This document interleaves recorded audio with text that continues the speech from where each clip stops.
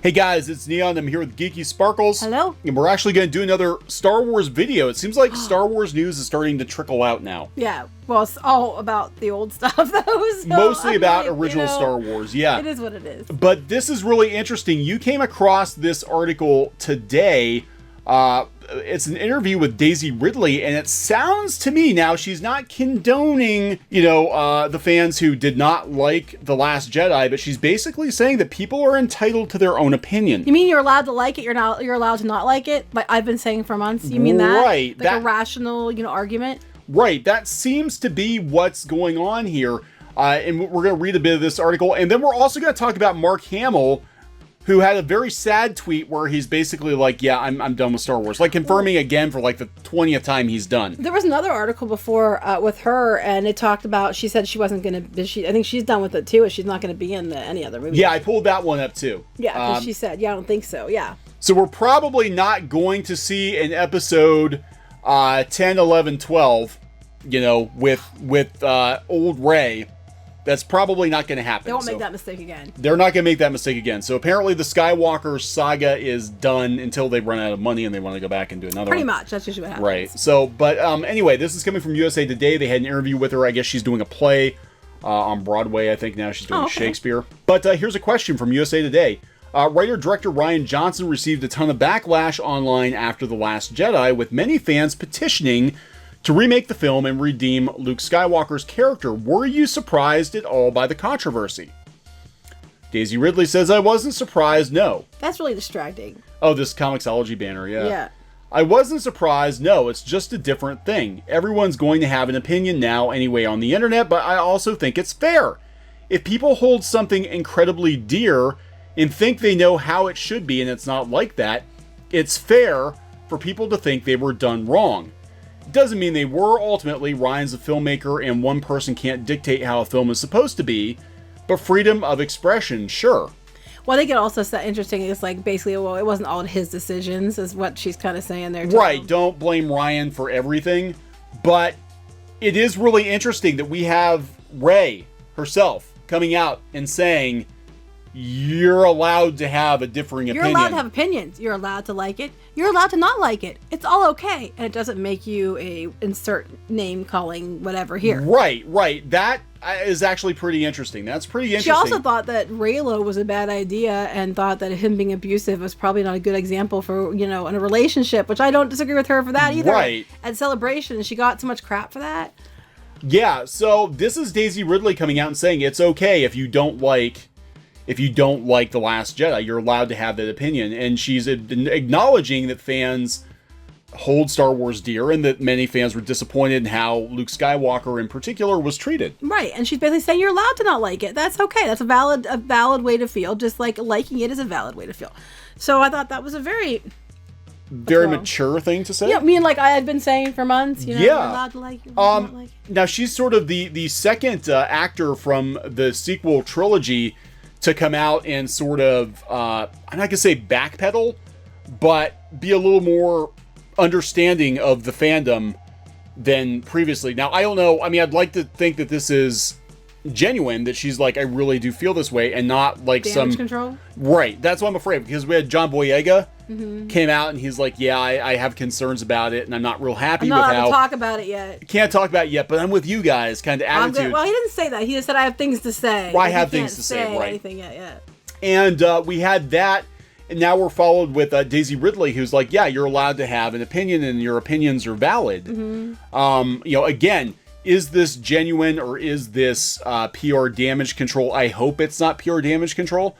I mean, maybe they did not realize when they were in the middle of doing, the press junkets and stuff for the movie, how badly the fans felt like they were burned by Lucasfilm. Yeah.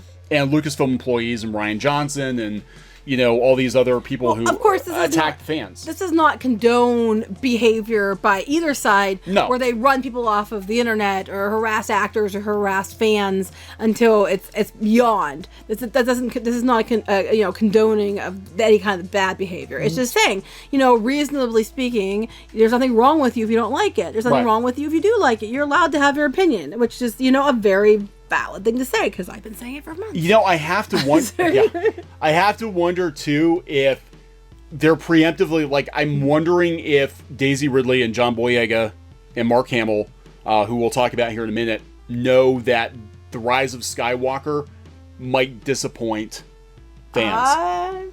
Because John Boyega sounds like he seems to know that it may disappoint. Well, people were fans. saying like he was kind of limited on what he was allowed to, how his character was. I think that was kind of like what there people were saying, and he said I have a lot to say about that. I think he was kind of shortchanged. But anyway, continue. Well, apparently she is not going to be back. We talked about that. She doesn't seem that she can't imagine reprising her role as Rey. So either Rey gets gone.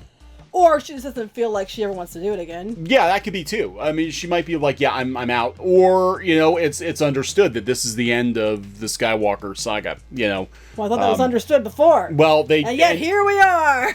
Return of the Jedi was supposed to be the end of the Skywalker saga. Many people feel it should have been the end. And then when we get The Force Awakens, we're like, yes, we're going to get Luke, Leia, Han, Chewie, the band back together, and we'll probably give it some new characters, and we'll move forward.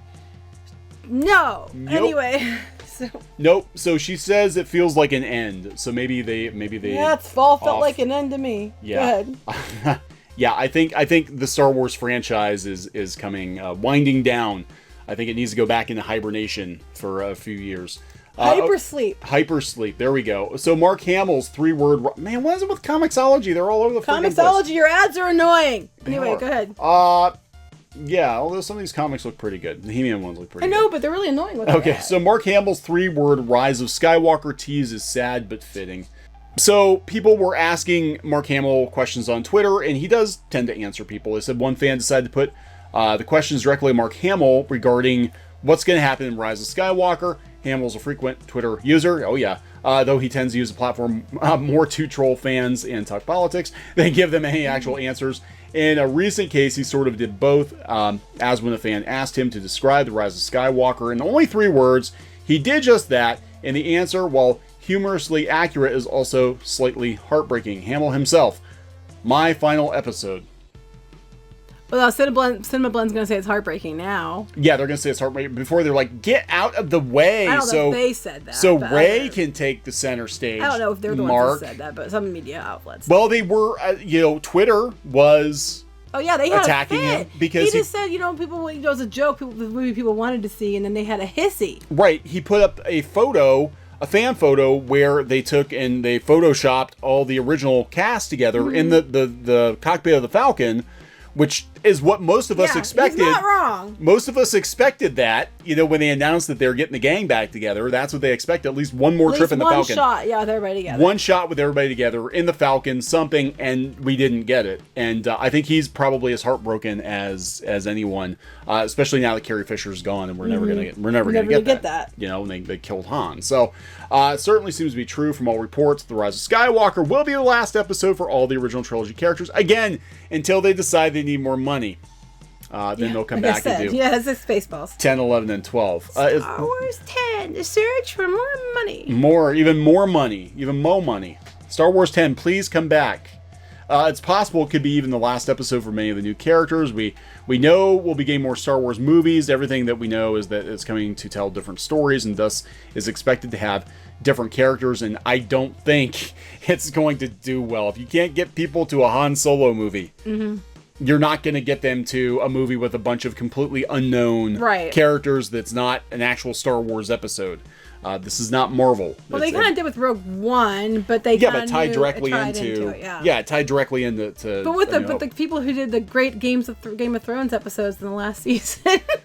This is nothing new. The trilogy was always expected to be a passing of the torch story, but Daisy Ridley says she's not picking that torch up. So we knew that Mark Hamill wasn't going to make Star Wars movies forever.